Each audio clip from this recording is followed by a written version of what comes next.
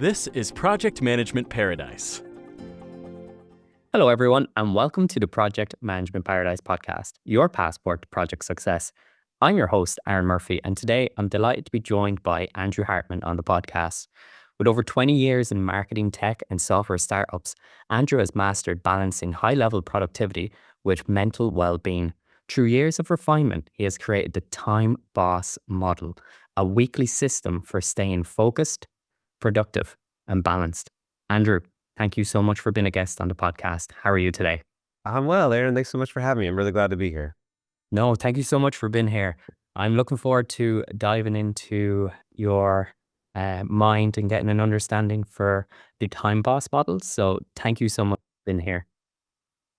The first question I have for you is, for anyone who doesn't know you, maybe you could tell us about yourself and your background, and how did you become interested in time management?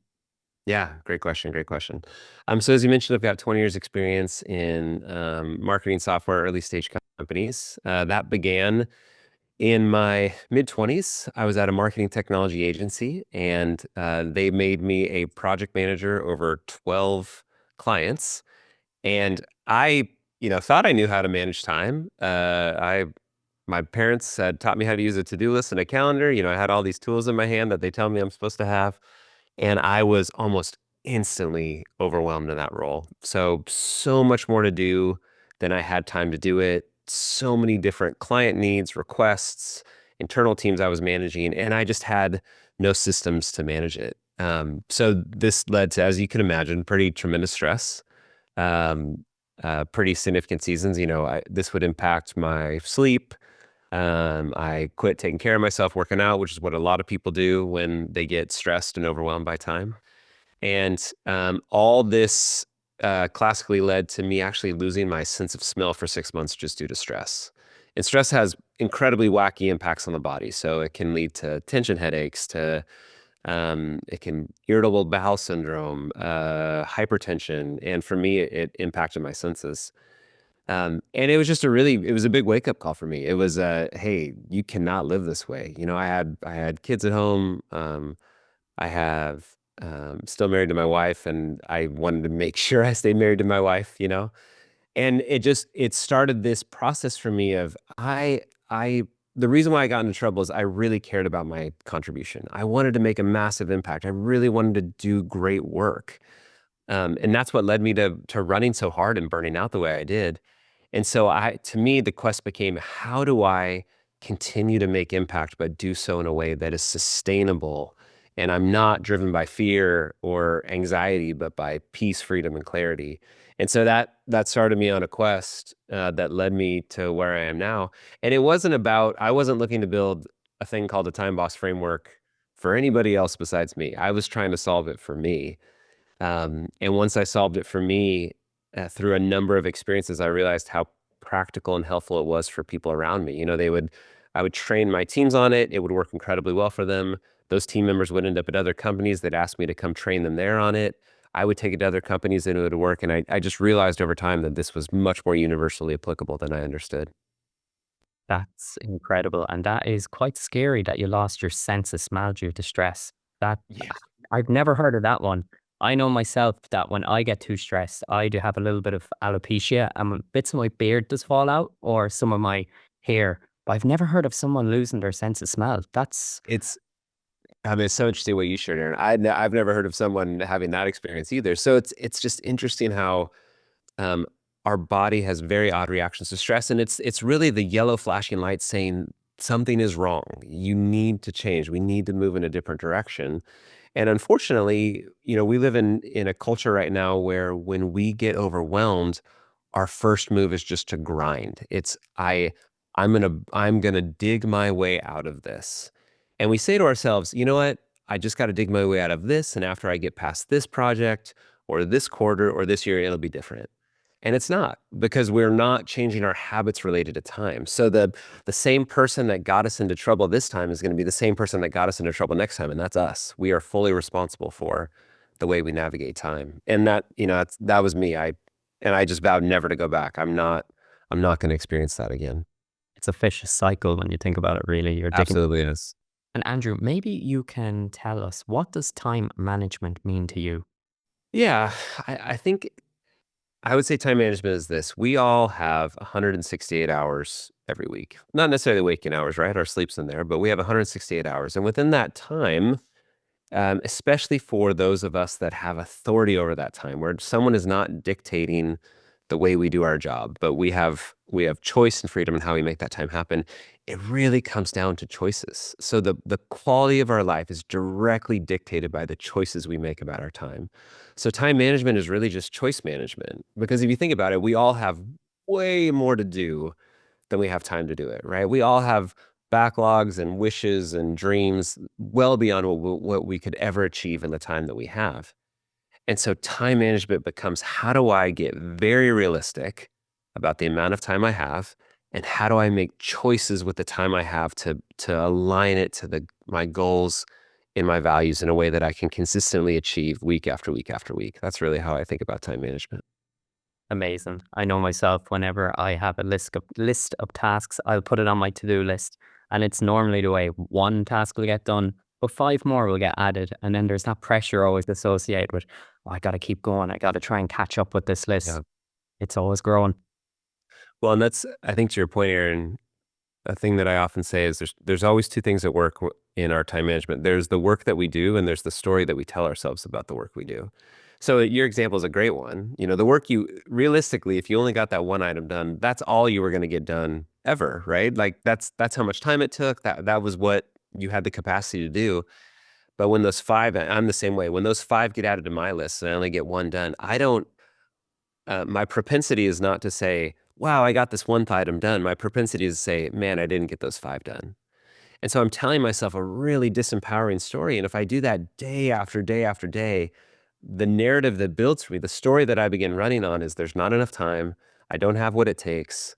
I'm overwhelmed. I'm never going to be able to dig out of this. And we just don't do good work when we're telling ourselves that type of story. When we feel stress, when we feel the weight of all the things coming at us, we're not creative, we're not open, we're not connected to others. We tend to go kind of eye of the tiger and just grind, and we'll be successful, but we can't be successful in a sustainable way over the long haul doing that. And so part of time management is really structuring it in a way where you're telling yourself an empowering story. You're giving yourself a realistic workload that you can achieve, and you're very intentionally saying no to a number of things. You're very intentionally setting those things aside so you can be fully present to the things that you're actually saying yes to. And it just takes work. It's not our natural default by any means.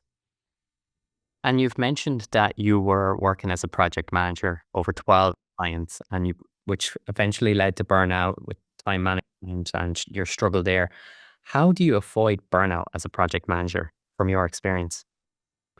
Yeah, so I think that what's really critical is you have to know your limits. You have to live in reality. A phrase that a mantra I repeat is reality is our friend.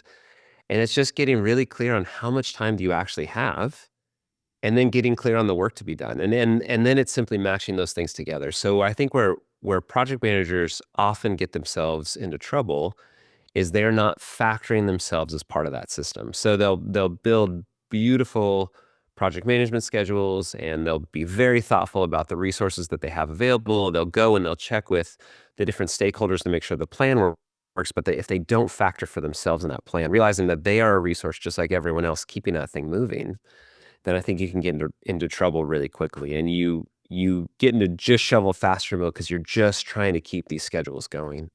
So I think getting really clear about your capacity, um, matching your capacity with the work to be done, and then going to get additional resources if you need them. So um, the most project managers I know, at some point, though they wouldn't say this out loud, I would say that they are operating on hope as a strategy, meaning they really hope that this thing works out. Now, sophisticated project managers, they move past that for sure, but I think the average project manager is leveraging hope as a strategy, and I think you just have to hustle to the end. You just have to get clear on what's your capacity, what's the work to be done, and if you need more resources, go get it, including your own time. If you run out of time, that project has run out of time. You need to make sure that there's enough resources available. And you always see this hustle culture on the internet where Yes. and you just got to keep grinding, get the work done. But it's not a good lifestyle to live. You're going to burn out, and eventually you're just going to be up to your eyes with so much and not knowing where to start. Well, you're totally right, Aaron. I think hustle culture is a total lie. I think it is the one of the worst things on the internet, truly, because it does not honor that we are whole people well beyond our work, right? I am not successful as a professional if my family breaks down. I am not successful as a professional if I'm unable to contribute in my community or have a life outside of my work, or if my life outside of my work becomes um, vices and addictions just to help me cope with the stress of work. I mean, that's not a life to live, right? And so um, I think you said it earlier.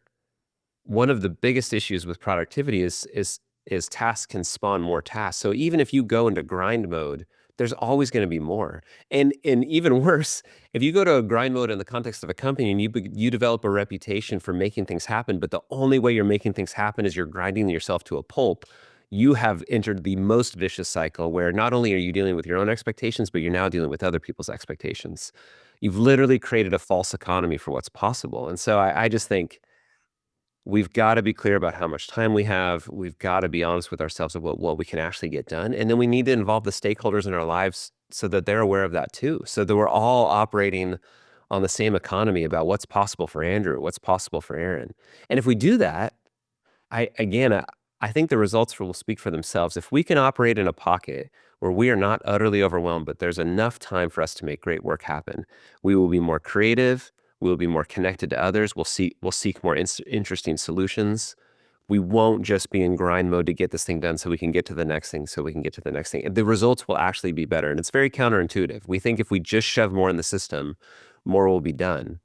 But I think what we're actually looking for is outcomes and results. And if that's the case, then I think finding this pocket of execution where certainly like we're loading up the work, we're doing good work, we're working hard, but we're not overwhelming ourselves. That's the key to really powerful productivity. And would you say a lot of people are nearly afraid to ask for that help when it comes to like managing their time or even Yep. prioritizing tasks? Yes, absolutely. They're afraid that if they raise their hand that they're going to be the only one. They think they're the only one. We all think we're the only ones that struggle with time management. And the reality is everybody struggles with time management. Um, you don't want to be seen as the weak one. You don't want to be taken out of the game. Some of it is pride, it's just our own pride of not wanting to ask for help. But what's counterintuitive, I think, to what you're saying, Aaron, is what I often recommend to people is show someone that's not emotionally connected to your calendar. Show someone that doesn't have the same goals as you, that isn't connected to the relationships that might be on your calendar, and let them objectively tell you if your calendar looks realistic. And sometimes that's really helpful because we get so wound up in, I have to say yes to that meeting because I have that relationship with that person and I don't want to let them down, or I know what it means to them. But the reality is it's just one too many things. And so sometimes we need those objective third parties to look at our calendars and be like, this is crazy. Like, there's no way you're going to get all this done. You need to be doing half of what you're committing to. And it's, that's a hard thing to hear, but I think when we get that objective third party opinions, it's something that we need to put into practice. Absolutely. And maybe you can give us two easy to implement habits to change, to help us transform our relationship with time management. Yes, absolutely. Number one is add buffer to your calendar. So people that are very intentional with their time typically time block, and they'll match their to-do list to their calendar. They'll load up their calendar with all the things they need to get done. What they don't do, and this is the biggest mistake people make when they time block, is they don't add buffer to their calendar. And so my encouragement is that people add 20 to 40% of their time to actually be buffer. And it sounds like a lot. 40% is a ton for sure. But especially if someone doesn't have full control of their time, if they have clients that are going to have needs and team members that are going to have needs, and there's just chaos that's going to come for our time, we can't perfectly plan. And so if we max out our calendars, plan every single minute, we set ourselves up to fail, because when those inevitable interruptions come in, we don't know what to do with them. We don't know when we're going to do them. So we just end up working later, or we're multitasking and we're feeling the stress from trying to keep all these details straight in our head. And so my encouragement to people is to really intentionally plan your time, but again, leave 20 to 40% unplanned and literally put it on your calendar. Call it buffer time on your calendar. And then that allows you to deal with tasks that you underestimated. It allows you to deal with client requests. It allows you to deal with stakeholder needs, things that are inevitably going to come in. But the power of this, Aaron, and I think this is where what people don't like thinking, I don't want to put that much buffer time on my calendar because I want to be productive. But the power of it is if you plan that way, but then you won't need that buffer time every single day. You can actually then go into your list and grab something new to work on, or go into your schedule tomorrow, grab whatever you're going to work on tomorrow morning and pull it into today. And again, what I said earlier of it's telling yourself an empowering story about work. If you start working on tomorrow's tasks today, you're going to tell yourself, oh, I'm ahead of schedule. That is a superpower of productivity. When we don't feel like we're behind, but when we feel like we're ahead, it's a superpower. But it comes down to the planning process. So I think tossing that buffer in is really critical. The other one I would suggest is to get everything out of your head and into a system. So many of us have Post-it notes, we have journals, we've got project management tools, we've got Asana, Todoist, you name it. Our stuff is everywhere. And when it comes to prioritizing, it becomes really challenging for us to make a decision about what to prioritize. So my strong encouragement is to really simplify your tools, have one single place where you're getting everything out of your head and into that system. That's going to allow you to really clearly prioritize all those items to know what the true priority is. The other benefit of that is it allows you to really easily move on through a productivity system. Once it's out of your head and into a system, you can do things like calendar blocking. You can do things like breaking down those tasks into 1 to 4 hour tasks to make them really easy to get done on your calendar. You can get really clear on what you're able to get done and what you're not able to get done when you have it in a single system. So I think productivity really begins with getting it out of your head and into a system. I really, really like those, especially the first one with the pattern. I know myself when I'm prioritizing my list or my to-do list for the week, I always like to put that additional maybe hour or two there because I know there could be change requests coming down the line. Someone will Right, feedback. There's always going to be that little bit of change. So right, I'm always trying to prioritize in advance. And as you said, it is tremendous. It really does help with the workload. And right. say you do get the task done on time. Fantastic. You have an extra hour to allocate that to an additional task. You're right. And from your time studying time management, what has there been anything that has come up that surprised you? Hmm. That's a great question. I would say that the number one differentiator between people that are effective at time management, and those that aren't, is their commitment to follow through. And I think that's been really surprising. I think I thought that it would just be a set of tactics, or it was the right combination of time management nuggets that was going to make time management really work. But at the end of the day, like, you can have the perfect system. You can be so thoughtful about how you plan your time. You can really be thoughtful about how you set up your future self to be successful. But if you don't follow through, if you don't develop the commitment to say, I've created a good plan and now I'm going to execute that good plan, and it's all for nothing. And so I don't think we see that enough. It's the so I Time Boss is a set of habits. One of those is a weekly planning meeting, and the final step of that weekly planning meeting is just committing to the plan you created. Simply because I've seen so many people do such great work, planning out their time, prioritizing, be really thoughtful about aligning their calendar to their values and their goals, but then they just don't follow through, and that's where they fall down. So that's been really surprising for me. Implementing your time boss model or framework, have you been met with any resistance from anyone, or is it welcomed by everyone that it's introduced to, or is there some resistance? I'd imagine there does be resistance. Oh, for sure. Yeah, absolutely. So one of the biggest resistance, and this is true of time blocking in general, people just don't think that they can maintain their time when they time block. And so I'll get that a lot. Like, I just can't operate this way. And I'm like, well, what are you doing at 8 a.m. on Monday? Well, I was thinking I was going to do this. I'm like, you are time blocking. You're simply not representing on your calendar. And so I really encourage people to mash their to-do list and their calendar together, because our calendar is the representation of how much time we actually have. Um, that is often the resistance I get. They just think it will work. But part of the reason, one of the structures that we do with Time Boss is we do these, I call them Master Your Week training courses. And I just am encouraging people to experiment with it over a number of weeks. And what they find when they experiment with it is it's actually fully achievable. They just have to work past the friction of it. And so some of that friction, sometimes, if you calendar block your time, 8 a.m. on Monday, you decide I'm going to, write this job description for a thing I'm working on. You say to yourself, yeah, but what if my boss comes in and needs me at that time? Or what if a client calls? And you realize that these people have built their productivity systems around exceptions. And so they make themselves constantly available just in case someone might need them, as an example. And my encouragement to people is, I think you need to build your productivity system around the rules and deal with the exceptions when they come. And so I think when people just experiment with it for a couple of weeks, they'll realize, wow, this is such a better way to manage my time. I just have to figure out a way to deal with the exceptions when they come up. Amazing. Andrew, thank you so much for your time today. I've really enjoyed this episode. Lots of information to take back. I'm sure our listeners will be implementing some of these. But the final question I have for you today is a reoccurring question I ask all my guests, and I always look forward to hearing their answer. But what has been the most important piece of advice you've received, and how has it helped you in your career?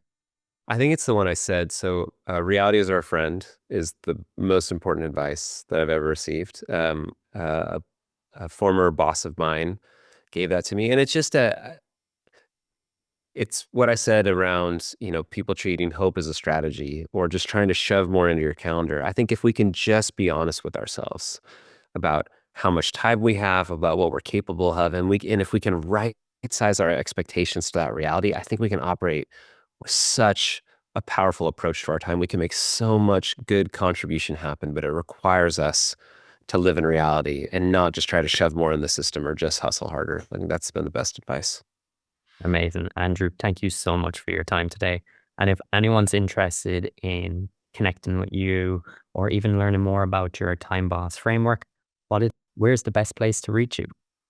Yeah, great question. So LinkedIn is always a great place to reach out. Happy to connect via there. Timeboss.us is our website. If you go to timeboss.us and you tab the resources tab, there's all kinds of great ways to learn about the Time Boss framework. We have a free 90-minute masterclass that walks through the entire framework. I'm a firm believer that information is free. If you want help with implementation, we can certainly chat about that, but all the information is out there. So if you are looking for a way to revolutionize your time management and really with very simple habits, I would encourage you to check out the masterclass. Fantastic. Andrew, once again, thank you so much for your time today. We'll make sure to include everything in the show notes. And once again, thank you so much for being a guest. So glad to be here. And thank you so much for your time. I appreciate it. Thanks for listening to the Project Management Paradise podcast at projectmanagementparadise.com. Links mentioned during the episode, including speaker profile details and other resources, are available in the podcast description and on projectmanagementparadise.com, where you can also download or stream all our episodes to date.